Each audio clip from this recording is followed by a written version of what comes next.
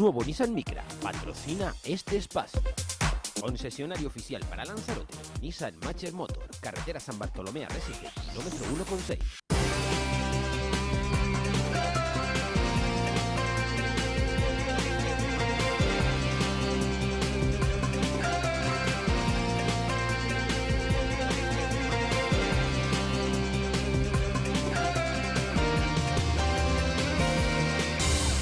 Muy buenas tardes, señoras y señores, bienvenidos a La Tertulia, Biosfera Televisión, entrega del viernes, que tal y como hemos rediseñado las tertulias de aquí a que termine la temporada, que será pues el último día hábil de julio, pues ya saben que tenemos tertulia de periodistas los lunes, los martes y los jueves, que la de señoras la hemos adelantado al miércoles, y hoy es la única tertulia con políticos en activo o no en activo, con partido o sin partido, porque en principio estaba todo ordenadito, pero al final ya saben cómo ha ido saliendo la cosa en este mandato. Así que hoy es el análisis político por parte de políticos. Vamos a saludar a Benjamín Perdomo, que nos acompaña como cada viernes. ¿Qué tal, Benjamín? Muy buenas. Muy buenas, como cada viernes, efectivamente. Cada viernes, ya quedan pocos ya. De aquí ¿seguirás viniendo en julio o tu contrato no lo...? Bueno, no sé, tendremos que renovarlo, por lo menos analizarlo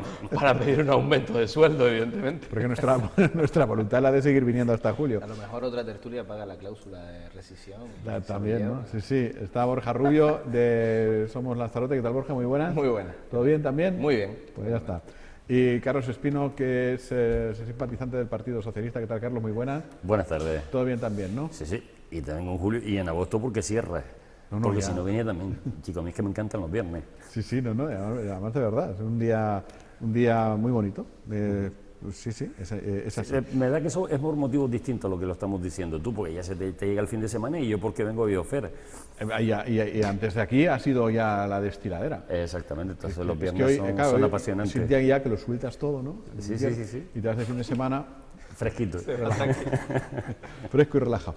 Bueno, del pasado viernes a este ha habido novedades, ya me imagino que saben todos ustedes. La más gorda, la toma de posesión de la ya presidenta del Cabildo de Lanzarote, Loli Corujo, que además ya adelantó en el discurso de toma de posesión algunas de las líneas maestras de este mandato, que bueno, pues que podemos analizar y demás, ¿no? ¿Estuvieron ustedes en el pleno? No, yo no. ¿No lo has visto por la tele? Yo ¿Lo has leído? Yo lo vi por YouTube, que se puede ver en directo, Sí. y lo vi a través del ordenador. Y la verdad que, bueno, lo que se esperaba, por así decirlo, ¿no? Del Partido Socialista, de lo que había dicho en programa y de lo que decía que no iba a hablar mucho de la anterior presidencia, pero bueno, le dio un par de sacudidas en el sentido de, pues hay que revisar el contrato del agua, que eso es algo que todo el mundo lo asumía. Es decir, yo creo que cualquiera que entrase en esa presidencia o entrase a gobernar tiene que tener claro que la justicia está diciendo que hay que revisarlo y que hay que revisarlo. Es decir, por más enredos que dijera el expresidente Pedro Sanginés. Y a partir de ahí, pues creo que le faltaba a lo mejor decir las auditorías que tienen que caer dentro de ese cabildo, porque tienen que caer unas cuantas en los centros, en el Consorcio de Seguridad de Emergencias y en el Consorcio del Agua. Bueno, yo como soy aquí el moderador y el que tiene que ser neutral, Loli Corujo no dijo exactamente que no iba a hablar del pasado, sino que no se iba a meter en los barrizales del pasado. También. Fue sí, bueno. Sabes que por internet no se escucha del todo bien. Bueno, se fue la señal, justo en el momento en el que tomaba posesión Loli Corujo, se ve que los equipos del Cabildo no estaban acostumbrados a estas cosas y petaron. Sí. Justo cuando cogía el bastón, se petaron. De todo. Se veía todo súper bien. No, el sistema informático no asimiló que no fuera Pedro Sanginés el del bastón. Sí, porque hay reconocimiento facial, creo. Las cámaras son como... ¿no? Entonces identifican que si no es Pedro el que ostenta el bastón, pues peto. Algo no funciona. Pueden obstaculizarse, claro. Bueno, también lo vi desde casa también, no pude asistir al pleno. Me parece que bueno, que como hoja de ruta por parte de la nueva presidenta del Cabildo de Lanzarote, me parece inteligente no someterse al tipo de política a que nos venía acostumbrando Pedro Sanginés, que es una política de fango, pues como se dijo, de barrizal, una política de muy bajo perfil, que es indigno para la representación del pueblo de Lanzarote en ese cabildo, y por lo tanto me parece que la hoja de ruta de María Dolores Corujo en este sentido, de no entrar en esas provocaciones, que no entrar en ese juego sucio, sino intentar plantear cuestiones mucho más propositivas para la isla de Lanzarote, me parece inteligente y necesario. Espero sinceramente, ya se lo pude decir personalmente a ella, espero que tenga todas las suertes del mundo, porque las suertes de Loli Corujo van a ser la suerte de todos los lanzaroteños. Y además que sea una legislatura propositiva para empezar a cimentar, y en lo que se pueda avanzar que se avance, en dejar atrás una década pues muy mala para la isla de Lanzarote, y que se empiecen a dar pasos para que Lanzarote, pues la Lanzarote del futuro, en el futuro inmediato, sea una Lanzarote pues más inclusiva, con más igualdad, más feminista, socialmente más justa, y ese tipo de cuestiones que creo que deben ser las que nos atañe ahora mismo. Bueno, Carlos sí que estuvo porque me lo tropecé yo, que cuando yo salía, llegaba, sí que lo... como se dice ahora, te mamaste el discurso. Pero vamos, se puso hasta corbata. Sí, es verdad. No, me puse corbata y me puse hasta la insignia de consejero, que tengo derecho a lucirla, pues para mí, claro, para mí un pin, sí. Claro, para mí es un momento grande ver que después de 10 años vuelve una mujer del PSOE a presidir el Cabildo. Para mí era una sensación de, y me van a perdonar, más allá de lo que pueda significar políticamente para Lanzarote, en lo personal fue un momento apasionante. Yo disfruté ese pleno. Bueno, nos conocemos y sabemos que a mí me apasiona la política por cualquier esquina que se mire, pero ese pleno lo disfruté de una manera especial, y disfruté sobre todo con la frase final, que creo que sintetiza y mucho cuál es la manera en la que afronta Loli Corujo la presidencia del Cabildo de Lanzarote. Finalizó su intervención diciendo algo obvio, que es que este Cabildo cambia de presidente. Hubo quien llegó diciendo que este chiringuito cambia de cantinero, cosa que, bueno, a mí como se considera este señor, cantinero, filatélico, colombofílico, como se considere él, me es irrelevante. Que considere el Cabildo como un chiringuito me ha parecido algo imperdonable, y que desgraciadamente ha marcado estos 10 años. Entonces, esa frase final del discurso de Loli Corujo de alguna manera sintetiza pues lo que estuvo explicando en su discurso, que es el momento de recuperar la dignidad y recuperar el tiempo perdido. Que también es triste que a estas alturas, en una administración pública, haya que comenzar un discurso de investidura señalando cosas que en cualquier otra administración se dan por supuestas, que es el hecho de respetar a los trabajadores, respetar a las otras instituciones públicas con las que se comparte territorio, respetar a las organizaciones de la sociedad civil, respetar a la oposición. Eso que se da por supuesto en el Cabildo de Lanzarote tiene que ser un objetivo. ¿Por qué? Porque estos 10 años han supuesto todo lo contrario. Han supuesto agresiones constantes a los funcionarios, a los ayuntamientos, a organizaciones como de la sociedad civil, como la Fundación César Manrique, agresiones a la oposición por todos lados. Entonces, ese es el primer reto, recuperar la normalidad democrática de la institución. ¿Es correcto decir que Loli Corujo dijo lo que tenía que decir y que San Ginés escuchó lo que merecía escuchar? Estoy de acuerdo con la primera frase, que es que dijo lo que tenía que decir. La segunda parte de que San Ginés escuchó lo que debía escuchar se queda corta. Debiera escuchar muchas más cosas, lo que pasa que estamos hablando de un discurso de investidura que tiene un papel en el ritual democrático, que es llegar la persona que accede a un puesto y trazar sus líneas maestras de trabajo, para lo cual evidentemente tuvo que partir de la situación actual, pero escuchar lo que merece escuchar es mucho más de lo que se dijo allí.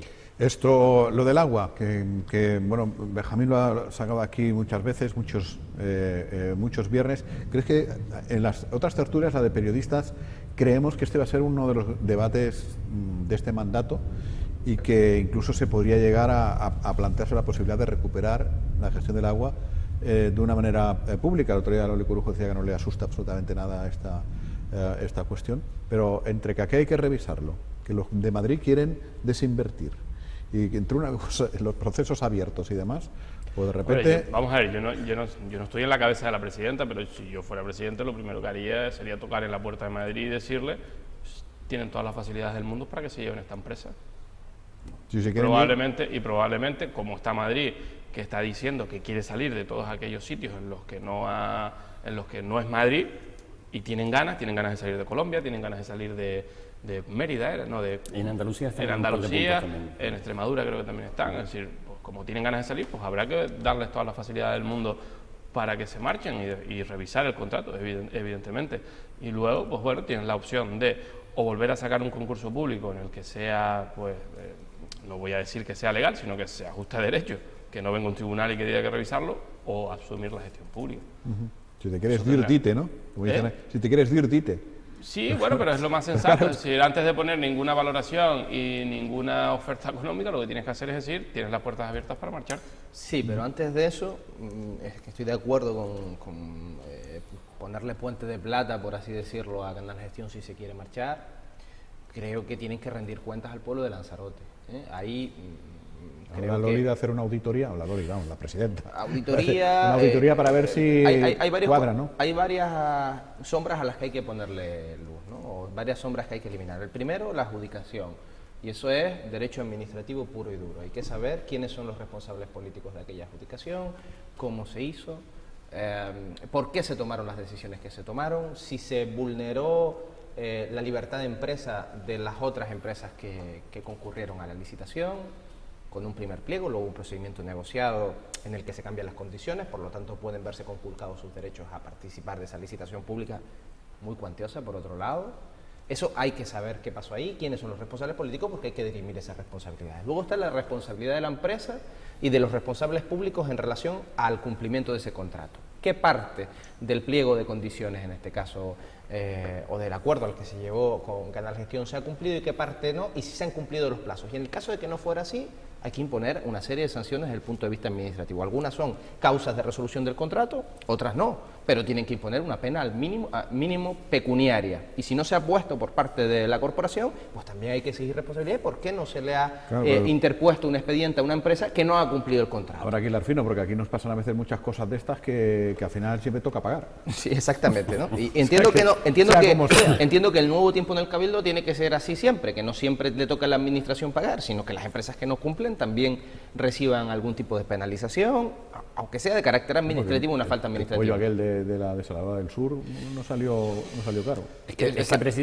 No, y por acabar ya, y lo último. Y después, por otro lado, evidentemente, hay que tener una hoja de ruta más política. O sea, ¿qué se quiere en la isla de Lanzarote? ¿Se quiere que una isla rodeada de agua salada tenga el ciclo integral del agua externalizado, pendiente al mercado, vamos a decirlo así, aunque siempre tiene que perseguir un interés general, pero pendiente al mercado, a la hipotética especulación del mercado? O si se quiere reinsularizar el agua, no con un consejo de administración como el de INALSA, que era un consejo de administración hecho única y exclusivamente para beneficio político, sino con contrapesos técnicos que permitan una reinsularización del agua, pues oye, que aporte beneficios, que aporte seguridad, que rebaje el precio del agua, como se ha hecho en otras partes del mundo. O sea, Lanzarote no estaría inventando nada nuevo. La tendencia es esa, además, ¿no? Vamos a ver, para entrar a hablar del agua, lo primero sería dejar claro que aunque Canal Gestión, Canal Isabel II se quiera marchar, eso no significa que la planta retorne al Cabildo, porque marcharse significa venderle sus derechos a un tercero y quitarse de en medio. Eso es desinvertir. O sea, ¿Lo puede hacer? O sea, ellos pueden elegir otra empresa. Sí. Porque sí se puede hacer siempre y cuando el consorcio de autorización. Exactamente, y en todo caso podría vender las acciones de la empresa a un tercero, sigue siendo lo puede hacer ya, formalmente. Exactamente, por eso digo que la desinversión de Canal Gestión no significa necesariamente que vuelva a manos públicas. Sin embargo, lo que sí va a significar, por lo menos inicialmente, que vuelva a manos públicas, es el hecho de que el contrato, ya lo advierte el tribunal, tiene que someterse a escrutinio, pero no nos olvidemos que cuando dice que tiene que ir al Tribunal de Cuentas, el mismo tribunal señala debajo, dice que no va a poder convalidarlo. Lo que pasa es que no lo tiene que resolver el tribunal en este momento, tiene que pasar. Ya advertía que existen causas de nulidad radical. En ese momento nos vamos a encontrar con un escenario, y es que la posición inicial, hasta que se demuestre por la vía penal, que habrá que recurrir a ella, lo contrario, es que Canal Gestión ha sido perjudicado por esto. Claro. Hasta que se demuestre que ha habido algún otro tipo de negociación paralela. ¿Por qué? Porque, oiga, yo he hecho un desembolso porque usted me dio una adjudicación que ahora resulta que no es cierta. Entonces, lo que va a plantear en ese momento Canal Isabel II es: devuélveme usted la pasta que yo he puesto en instalaciones. Y llegamos al siguiente tramo, que habrá que auditar no los resultados de la empresa, porque los resultados de explotación son suyos, sino el hecho de que en el contrato figuraban una serie de inversiones por 50 millones de euros que se supone que iban para garantizar la calidad del suministro y eliminar las pérdidas. seguimos con los mismos problemas de suministro y tenemos las pérdidas ligeramente más altas que antes. Vamos a ver si de verdad se han puesto todas esas tuberías que se supone que se han puesto. Dicho eso, y cuando llegamos a la parte de la gestión, a mí me gustaría aclarar cosas. Y es que eso que decías tú, por ejemplo, que el contrato no fuera el Consejo de Administración no fuera político, sino técnico. No he dicho eso. Que introdujera más técnicos. Contrapeso. Sí, Pero es que los tenía, pero ¿sabes lo que pasa con los técnicos que había? Que no avisaron, por ejemplo, en tiempo y forma, de que se había producido una circunstancia que la llevaba a una situación de suspensión de pagos con la sentencia de la desaladora de Playa Blanca, que no estaba contabilizada y se comió el marrón el siguiente grupo que llegó, en el que estaba yo. ¿Vale? Cuando eso tenía que estar contabilizado 2 años antes que se había producido el fallo. Y Inelsa tuvo básicamente 2 problemas, y todos los recordaremos, que estuvimos más de 20 años sin subir las tarifas por una cuestión de carácter político, y a mí me parece bien tratar de tener un agua económica, pero oye, nunca que eso genere pérdidas a una empresa pública, porque ahí quien más consume se está beneficiando de un precio políticamente bajo, y quien más consume no son precisamente la gente con renta más baja. Y segundo punto, que llevó Inelsa a la situación que la llevó, fue precisamente la brillante gestión que hace Mario Pérez en la defensa, y vamos a ponerlo entre comillas, porque no se defendió en el laudo contra la constructora de la desaladora. Por lo demás, Inelsa es una empresa que siempre dio beneficios y los tiene que seguir dando, lo lleve de manera pública o se lleve externalizado. Pero insisto, gran parte de los problemas fueron ocasionados precisamente por los técnicos que no advirtieron de circunstancias que eran dramáticas para la estabilidad de la empresa. Yo lo que me refería con lo del Consejo de Administración, de una hipotética hoja de ruta política que yo creo que se tiene que dar de ir hacia ese horizonte de la reinsularización del agua, es que bueno, que la ley mercantil, especialmente en lo referente a los consejos de administración de las empresas públicas, ha variado y han habido también, no solo ha variado legalmente, sino que también ha habido nueva jurisprudencia por nuevos consejos de administración que son mucho más transparentes, mucho más seguros, incorporan representantes de los trabajadores, incorporan otro tipo de representantes. Entonces, a eso me refiero. Como lo tenía el Dinalsa desde el principio. Que habría que buscar en un momento determinado mecanismos para, en el caso de esto, eliminar la sensación de inseguridad que aporta. Pero Borja,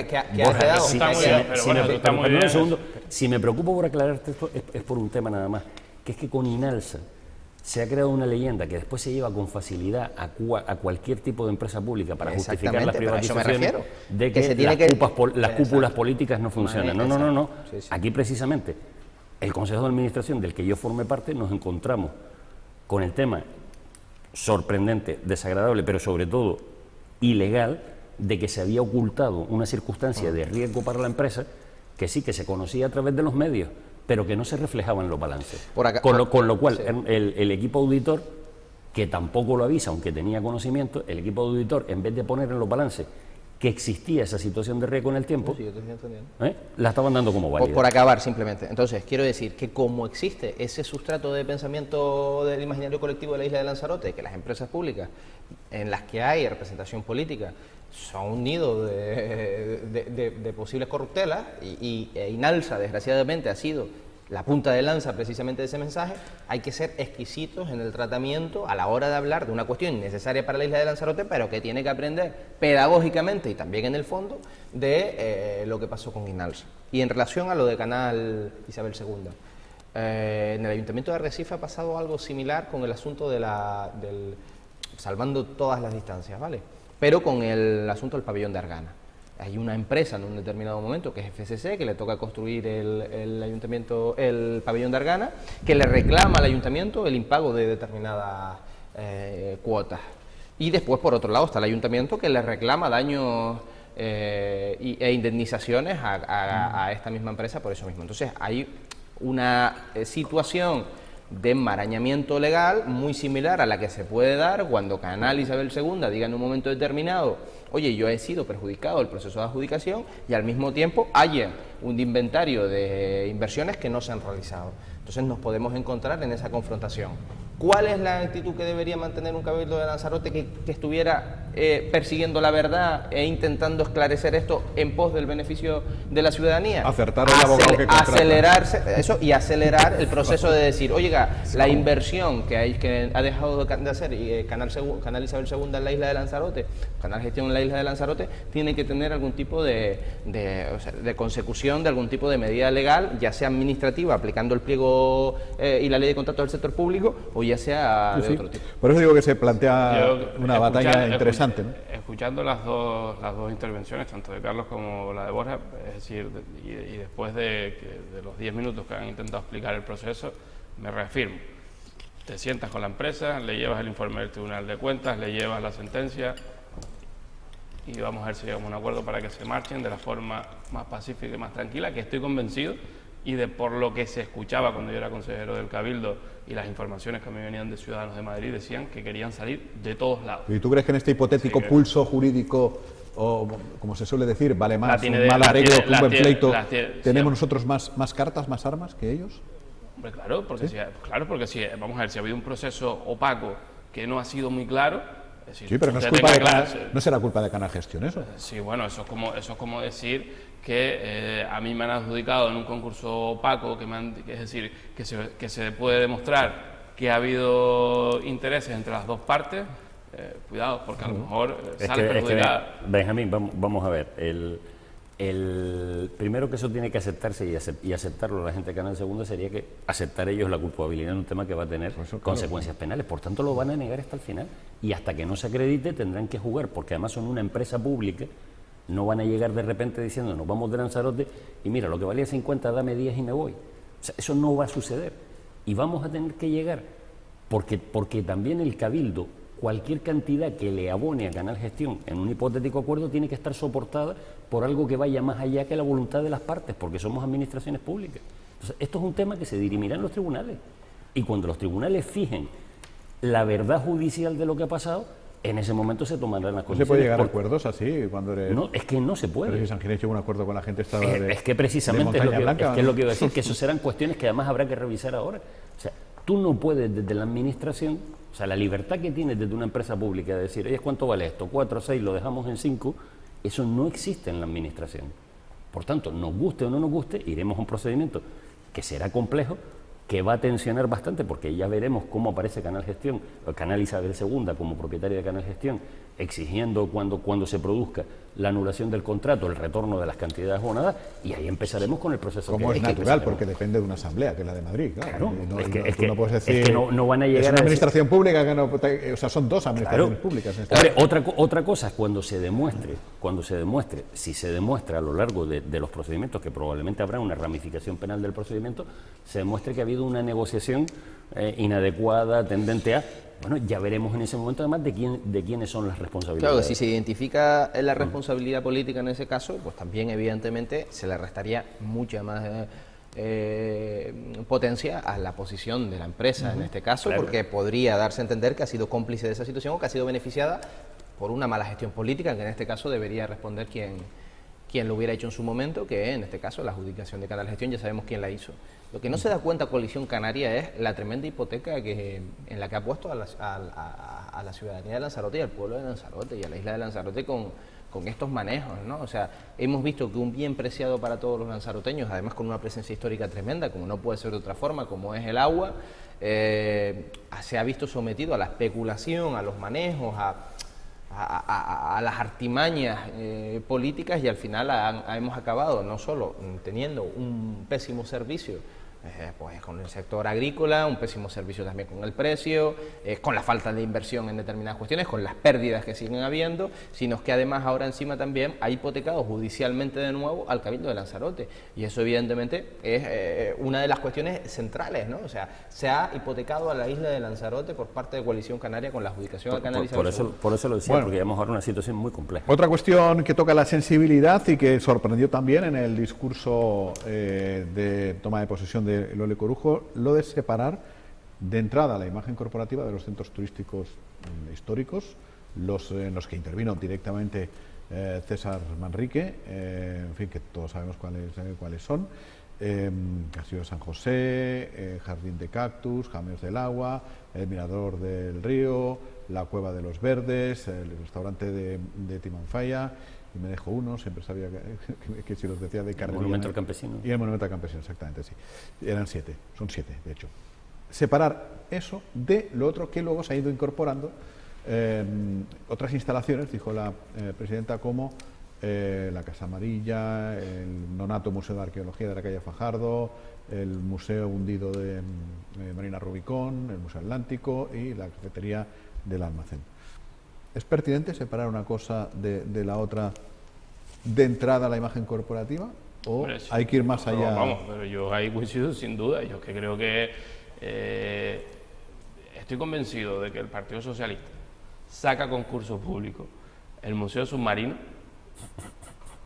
y es que no se lo lleva nadie ni en un negociado. Es que tiene 20 visitas. Eso es una ruina para los centros turísticos. Es decir, y tú en una situación en la que ayer salían las patronales diciendo que la caída de turistas empieza y ya nos vamos a venir a un 80% de la ocupación turística en Lanzarote, es decir, eso no se sostiene, al igual que no se sostiene que el Museo de la calle Fajardo lo cogió los centros porque el procedimiento para hacerlo por parte del Cabildo era muchísimo más largo que hacerlo por los centros, porque todo el mundo sabía que los centros turísticos hasta la fecha se ha utilizado como el cajón desastre. Es decir, oye, que no lo puede hacer desde el Cabildo, hágalo usted, que aquí la intervención es como mira para otro lado y camine. Y todo eso, me imagino que tiene que desaparecer de los centros turísticos, si quieren que los centros turísticos en el futuro sea viable. Y bueno, luego hablamos de la segunda pregunta, que sería, y una vez que desaparece la imagen corporativa, ¿qué se hace con todo esto? Porque, en fin, yo parece creo que claro se puede que... seguir explotando, lo podrá explotar turismo, o podrá sacar a concurso público. O puede seguirlo explotando los centros, pero sin que estén asociados desde el punto de vista de que forman parte de la red de centros.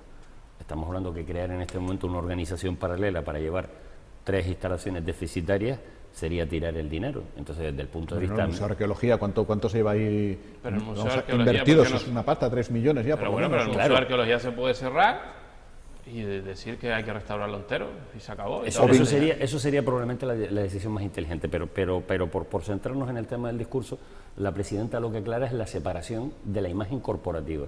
Es decir, que nadie se llame a engaño, porque la red de centros de arte, cultura y turismo del Cabildo de Lanzarote tiene una trayectoria, tiene un prestigio, está identificado con la figura de César. Entonces, cuando alguien va a visitar la red de centros de arte, cultura y turismo, que sepa de lo que se trata. Vale. Otro tema es que existan otros centros del Cabildo que estén atendidos desde la propia oficina de los centros turísticos, pero no estén identificados en la publicidad institucional y no estén identificados en cartelería y con los símbolos alrededor, mezclando una cosa con la otra. Evidentemente, con el Museo Submarino pues habrá que tomar algún tipo de decisión también. Oye, si nada más que van 20 personas, tener montado una estructura para tratar de controlar acceso y demás, te va a estar costando más que lo que suponen los ingresos de esas 20 personas. Pues mira, se deja como una cosa que hay en el fondo y que la gente la visite como quiera, así un experimento fallido y ya está, y no pasa nada. Porque eso no sigue costando dinero al público. Claro. El simple hecho de controlarlo. El simple hecho de controlarlo. Yo me acuerdo que las subvenciones que habían que darle a Emerlán para que tuviese lanchas, es decir, es que el disparate que allí se gasta, nadie es consciente. Más las la taquilla de Emerlán, la seguridad. La taquilla en el Castillo de las Coloradas, ¿no? Claro, sí, tiene una... Claro, para 17 o 20 personas al día no parece. Exactamente, con lo que pagan no justifica en nada la presencia de los centros como institución. Pero oye, volvemos a lo mismo, eso se puede, entre comillas, ¿se puede devolver? ¿O todavía está en garantía? ¿O? Me da que esa nos la tragamos. Es que ese es el tema, a lo mejor a las cláusulas de los contratos dicen sí, no, pasa algo parecido con el tema, por ejemplo, de los caballos que están puestos delante del Castillo de San José. Desde mi punto de vista, un experimento estúpido a nivel colosal. Pues gracias a esos caballos, ¿te acordarás? Gracias que se iban a pagar un pastón por ellos. Que se alquilaron, o una sesión que costaba 15.000 euros o 10.000 euros, algo así, y estaba esa opción, o comprarlo por 300 y pico mil euros. Sí, pero gracias que se armó una carajera. Pero ¿sabes cuál es el problema ahora? Que si quieres quitarlos, tienes un cierto tipo de dificultades, y acuérdense de la pasarela de Chillida en Bilbao. El tema de cuando se coloca una obra de arte, y se entiende que una obra de arte, por más que podamos pensar lo contrario, resulta que hasta tienes que contar con el artista. El autor, claro. Es decir, vale.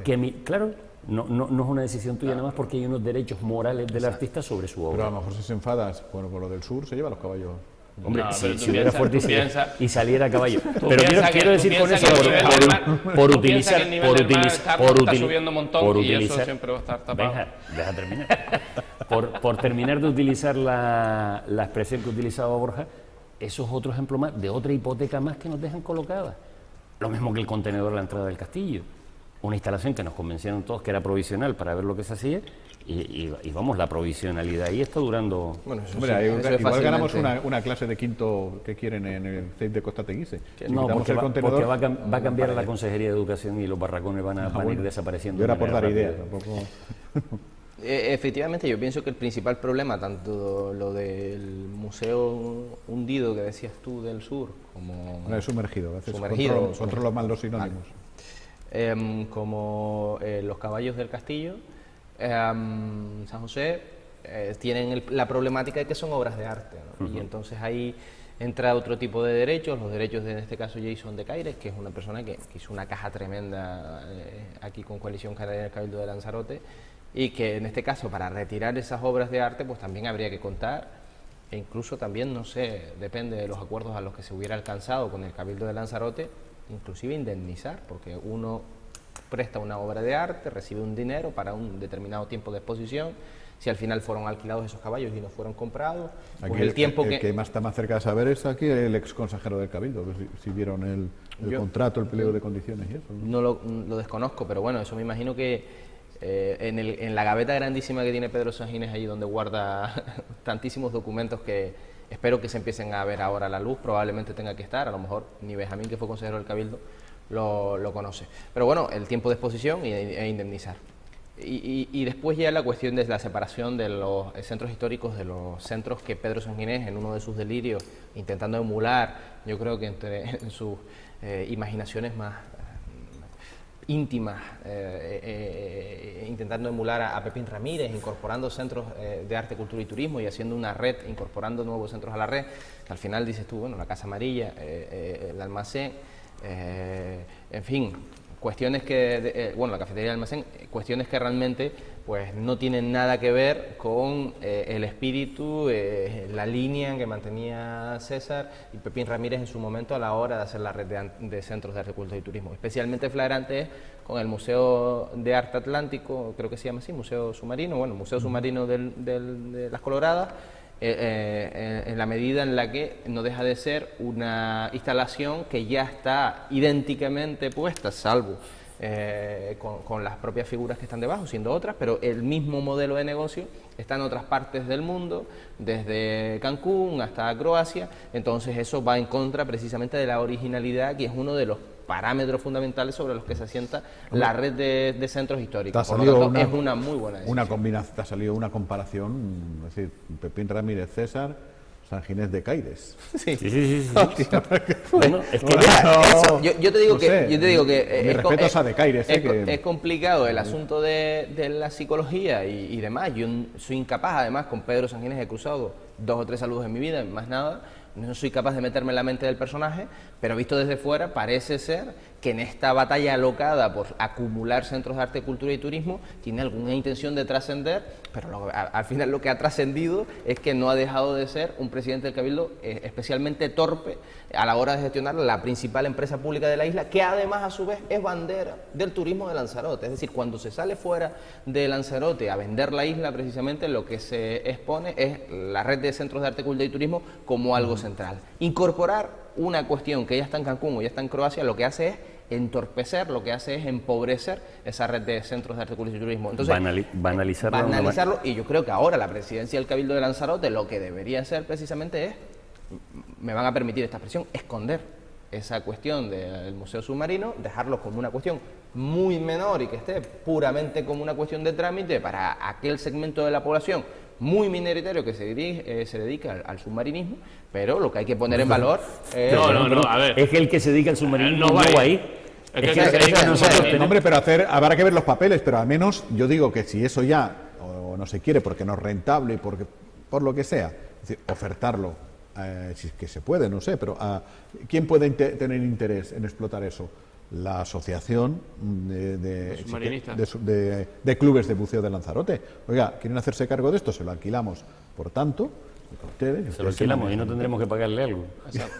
Pero ¿quién te va a coger eso? Es lo que estaba diciendo antes, a mí. Si alguien lo sacas a concurso público y le pones un bonus de 50.000 euros o de 100.000 euros y tampoco te lo coges. Dices, no quiero. Me quedo con lo que decía Borja de que tal vez había un intento de emulación, porque si recordamos el personaje, una de sus maneras preferidas de empezar cualquier intervención era hablando de que estábamos ante un momento histórico. O sea, es que se levantaba por la mañana y esto es un desayuno histórico. ¿Sabes? ¿Se miraba al espejo? Sí, eres un presidente histórico, tío. Exactamente. ¿Sabes? Histórico todo, y bueno, y en ese afán de trascender y demostrar que se salía del común de los mortales, pues comete la osadía de una cosa que yo no digo que no se puedan tocar de manera prudente las redes de centro, hombre, pero por decisiones consensuadas, con un gran acuerdo ciudadano. Oye, encontramos esto digno de medirse y de figurar, pero coger en este momento, cuando lo que hizo César fue siempre coger elementos que ya existían en Lanzarote y obligarnos a mirarlos de una manera diferente, sacarlos más a la vista, comparar eso con un tipo que viene y se hace unos moldes para colocar unas figuritas en un Belén submarino que ya existe en 4 puntos del mundo. Pero es que te digo más, es que dentro de toda esa emulación, de ese intento de trascender y demás, ha habido después un componente de ignorancia y de catetismo importante. O sea, se han comportado como auténticos toletes en determinados casos. Por ejemplo, cuando pusieron el proyecto sobre el islote del Francés, oye, que si IBM, que si el no sé cuánto del no sé qué... Eso también va para los centros, ¿no? Claro, quería que también fuera para los centros, eso se paralizará, imagino. Pero bueno, en fin, una serie de siglas en inglés, que si Smart no sé cuánto, que si el no sé qué, que si el no sé cuánto... Mire, sea un poquito más serio, vamos a ser un poquito más serio con lo que tenemos en la isla de Lanzarote. Los centros de arte, cultura y turismo, César Manrique, para hacerlo internacional, para hacer universal los centros y el legado de César, no hizo falta ninguna siglas en inglés como las que quería poner H.D. Eugenio o José Juan Lorenzo en una de sus también elucubraciones. No hace falta nada de eso, hace falta simplemente coger lo que ya, simplemente, y que es bastante costoso, coger la identidad, la idiosincrasia de la isla de Lanzarote y ponerlo en valor como hizo César Manrique. Y eso evidentemente no va a haber ningún toletillo de 3 al cuarto que lo pueda emular, por más que en algún momento de su vida haya pensado que lo podía hacer. Bueno, venga, la última la última si ustedes quieren. Yo digo, cosas que me han llamado la atención, una así con carácter general, en fin, el discurso tuvo muchísimas cosas, pero una con carácter general, esa impresión de pretender devolver el Cabildo de Lanzarote a lo que fue hace muchos años, que era una especie de faro al que acababan confluyendo pues todos los ayuntamientos, una asesoría jurídica para esto, un servicio para aquello, un no sé qué, ¿no? Que era un poquito esa especie de tutor de las administraciones insulares y que acabó convirtiéndose en enemigo. Todos contra todos. Sálvense quien pueda. En un todos contra todos. Esa es la sensación que me dio, esa oferta de poner otra vez el Cabildo a disposición de todos, ¿no? Sí, bueno, yo creo que la confrontación con otras instituciones tiene que acabar. Yo creo que el Cabildo tenía que ayudar desde el minuto 1 a todos los ayuntamientos, y un ejemplo lo decía la alcaldesa de Arrecife, Astrid Pérez, y lo decía la hoy presidenta del Cabildo, es decir, la cooperación interadministrativa entre tanto Arrecife como Cabildo, que tan necesaria es y que estuvo cortada durante mucho tiempo, con lo cual creo que eso es fundamental, pero esa tiene que ser la forma de actuar con todas las administraciones. Tú no puedes irte a una guerra de que no te voy a pagar un canon que ha dicho la justicia que te tengo que pagar, como fue el Ayuntamiento de San Bartolomé, y tú, porque tienes un enfrentamiento y porque vienen las elecciones, crees que eso te va a dar voto, enfrentarte a un ayuntamiento y una institución, y enfrentan tanto al Cabildo como al Ayuntamiento de San Bartolomé, y eso era un sinfín de cosas. Lo daría también, ¿no? Lo daría, evidentemente. Si algo de perogrullo que te está diciendo una sentencia que tienes que pagar por lo que te corresponde. Bueno, ¿es esa la sensación que te dio también? Del fin de las confrontaciones interadministrativas.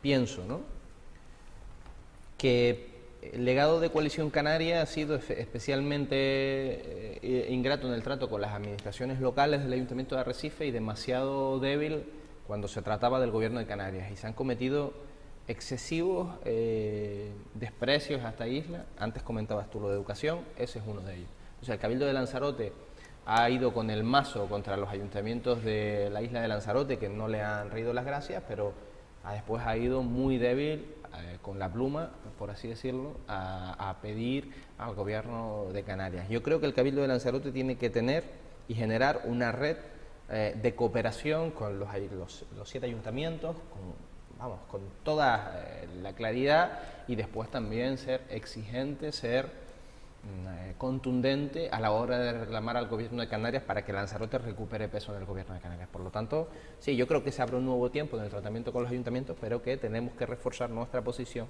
a la hora de a la hora de relacionarnos porque con la Loli habló de eso, ¿no? Habló de un consorcio insular de vivienda, de uno también de la red de centro de mayores, de respiro, y luego, pues evidentemente, antes iban los ayuntamientos a los servicios jurídicos del Cabildo y decían, mira, ¿me puedes mirar esto, por favor? No, ahora vale más. Y los ganaban, ¿no? Que te dan un informe, Ignacio Calatayud, y pierdes el pleito antes de empezarlo. Oye, y otra cosa que habrá que conocer, ¿cuánto ha cobrado este señor? Eso lo seguro que lo terminaremos sabiendo. Con respecto a ese tema, faltaba también uno que a mí por lo menos me llamó mucho la atención, que es el servicio insular de atención a la dependencia y mayores, que los ayuntamientos lo están pasando fatal. Si para un ayuntamiento como Recife, con la dimensión que tiene, tenían problemas constantes, ayuntamientos más pequeños, poder gestionar ese servicio es francamente complejo, ¿no? Entonces, esa oferta de determinado tipo de servicios, consorciarlos con el Cabildo de tal manera que el ayuntamiento siga manteniendo el control de quién se le asigna, no se le asigna, los horarios, qué tipo de servicio quiere que reciba, pero la prestación garantizarla de manera centralizada, que a la hora de sustituir bajas, tener elementos de transporte comunes y demás, pues puede ser mucho más fácil y más económico prestar el servicio.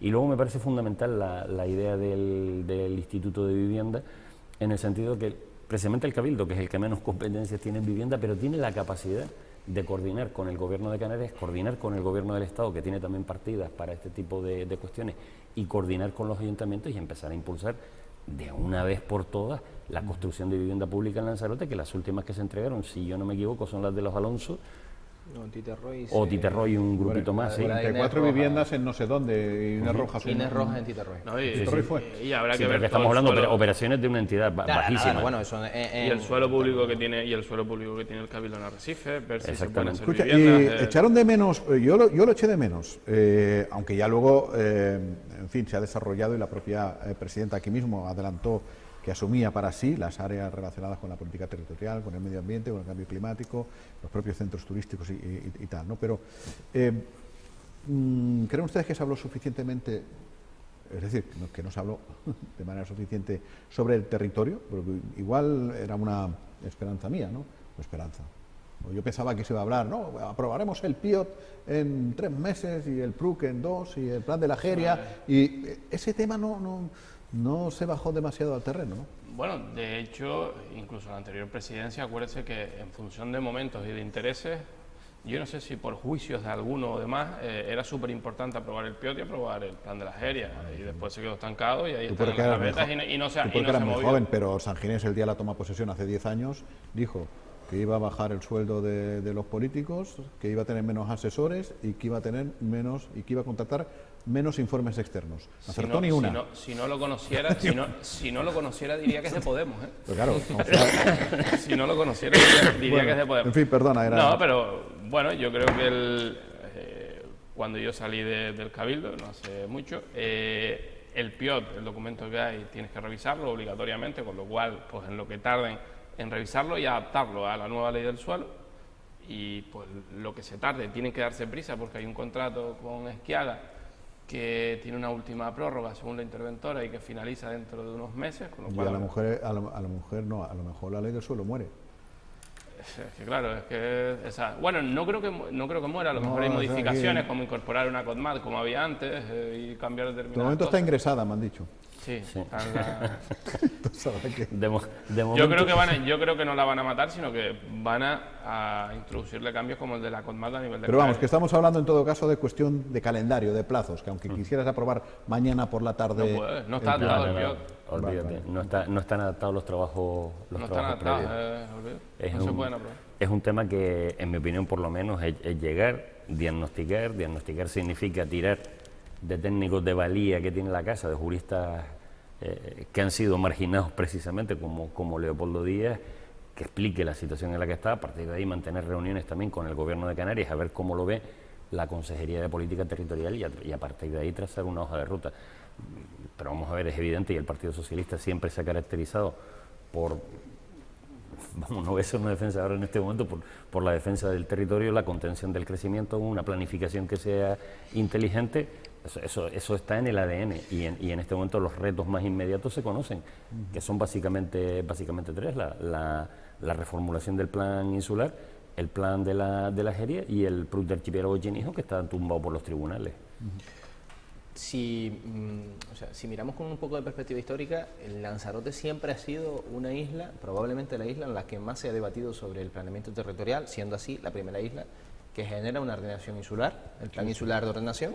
La primera isla canaria en la que se genera es Lanzarote, y la primera en la que se habla de la cultura de los límites, precisamente al crecimiento de recepción de turistas y el desarrollo urbanístico, es la isla de Lanzarote, y por eso probablemente seamos pues una isla que en proporción probablemente seamos la que más millones de turistas recibimos, precisamente derivado de eso.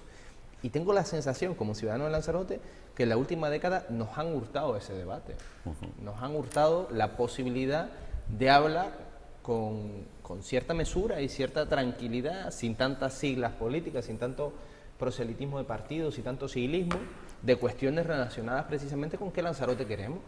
Y a mí me parece que eso ha sido propiciado centralmente porque había un presidente del Cabildo con una idea muy clara de la que debía ser el territorio, que no la compartía con el resto de la isla de Lanzarote, porque si la gente de Lanzarote supiera lo que Pedro Sanginés quería hacer en la Jeria o quería hacer en la isla de Lanzarote, pues probablemente no hubiera salido reelegido legislatura tras legislatura. Y después que ha sido un presidente con mucha inestabilidad, que no ha tenido mayoría, un socio que le riera las gracias precisamente en ese sentido. Ahora se abre un nuevo tiempo con una mayoría consolidada en dos de las instituciones más importantes de la isla de Lanzarote, como es el Ayuntamiento de Arrecife y el Cabildo de Lanzarote, y es el momento precisamente de empezar a abrir el melón del planeamiento territorial con todas esas variables que antes se han escondido, que se nos ha hurtado la posibilidad de hablar de los límites, del desarrollo turístico, de qué modelo turístico queremos, si queremos un modelo turístico en que sigamos contando turistas o si queremos cualificar la recepción de turistas, cómo atacamos el asunto del alquiler vacacional, que el plan insular también tiene que hablar de eso, la contención del territorio también, por qué no decirlo, por ejemplo, en espacios que son parque natural como el archipiélago Chinijo, y eso también lo tiene que decir el PRUC.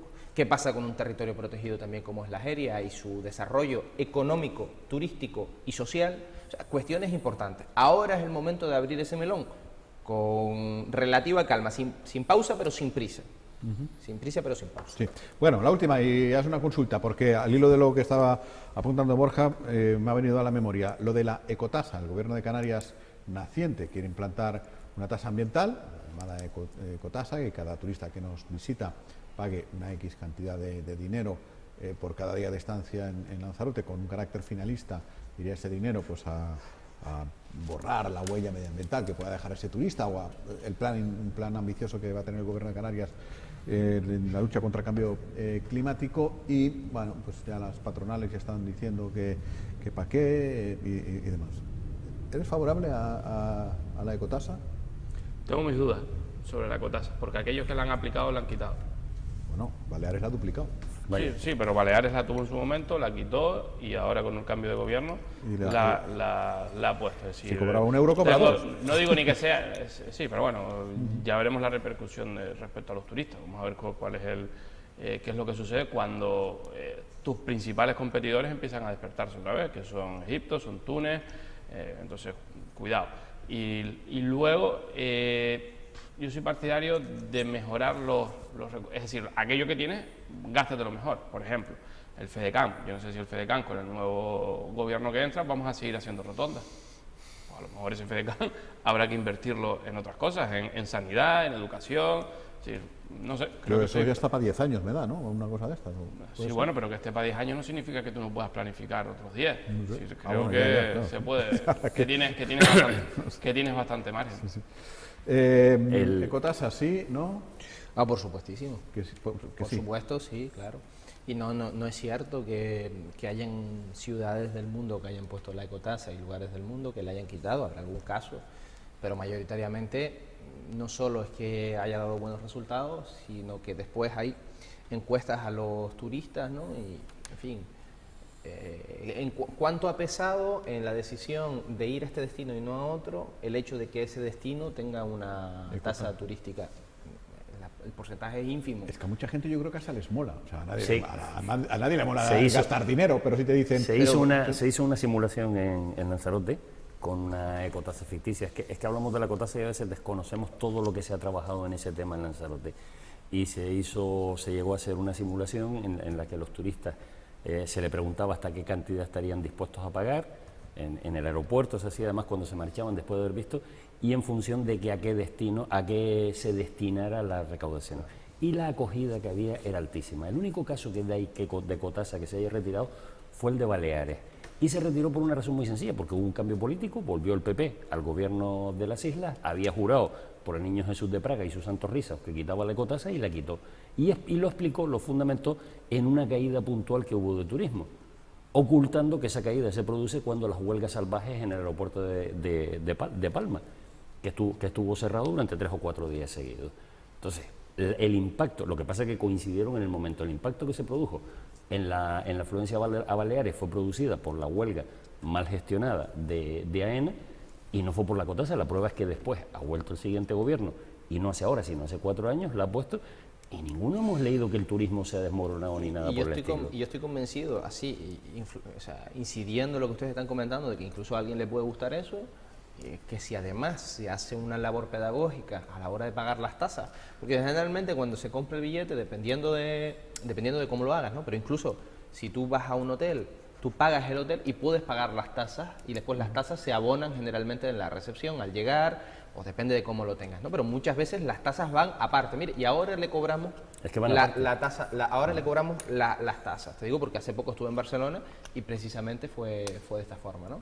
Y dice, bueno, pues si además de eso se le entrega un folleto informativo o de alguna forma en el que se especifique a dónde iba a ir destinado esa tasa, e incluso poniendo sobre la mesa la posibilidad de pagar más si quisiera, yo estoy convencido de que muchos turistas que visitan Lanzarote, que tienen una conciencia medioambiental importante, harían hay destinos que nos tienen mucho en valor, ¿no? El tema de reserva de biosfera y tal. Exacto. Bueno, es incipiente este debate, ya tendremos tiempo de seguir. Sí, yo tengo mis dudas, lo sigo manteniendo. Soy partidario de gestionar mejor los recursos públicos. Siempre hay que dudar, pero en este caso se trata no solo de una capacidad de generar recursos, porque se podría coger y decir, oye, le subimos el IGIC a los hoteles, lo que sea. O 2 céntimos la gasolina. Exactamente, o 2 céntimos la gasolina. El tema de la recursos hay, yo creo que por suerte las instituciones públicas recursos hay de sobra. El tema de la Cotasa va más allá de la función recaudatoria.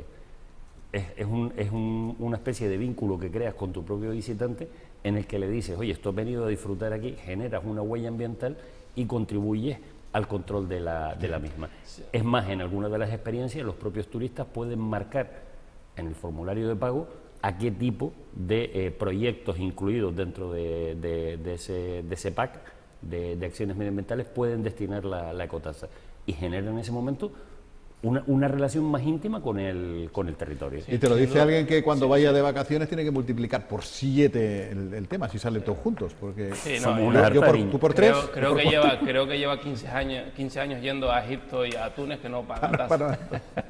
No, pero venga, que nos vamos. Lo de la gestión decía, ¿cuántos millones de euros tiene el superávit del gobierno de Canarias?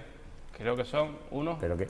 600 aproximadamente. Pero que volvemos a lo mismo. El Cabildo tiene 110 aproximadamente. No se trata solamente... Pero eso es una visión que tú estás queriendo mantener, a pesar de lo que te he dicho. O sea, yo coincido contigo. Yo coincido contigo. Entonces, y te digo, no es por un tema recaudatorio, o no es solo por un tema recaudatorio. Es por el tema de que tenemos que acostumbrarnos. Lo mismo que tendremos que empezar a impuestos verdes, a impuestos medioambientales, y va a ser el debate de los próximos años, no en el Cabildo de Lanzarote, en el mundo. Tenemos que acostumbrarnos a que tenemos que estar considerando una serie de impactos que generamos y tenemos que pagar. La tasa de la bolsa de plástico del supermercado. Claro, o sea, ese va a ser el gran debate en los próximos años. En fin, que nos tenemos que ir, como dice el otro. Así que... hoy lo daría, no me lo han arreglado todavía, ¿no? Déjalo. Nada, dejamos para otro viernes. Igual el viernes que a este ritmo, el juez de paz va a ser el alcalde. Va a tener que intervenir, ¿no? Sí, va a ser de intermediario. ¿Cómo era el lío aquel que se armó Cataluña, que quería un mediador? ¿Cómo se un mediador. No se llamaba mediador, se llamaba... Relator. Tendrá que ir para arriba un relator. A ver juez de paz. Un relator. Bueno, Benjamín, hasta otro rato. A ver cuánto te vale el seguro para el hombre ese. Ya te digo, gracias Carlos. Gracias, buen fin de semana. Borja, y enseguida volvemos, nos va a acompañar Jacobo Medina, vicepresidente del Cabildo, no se vayan.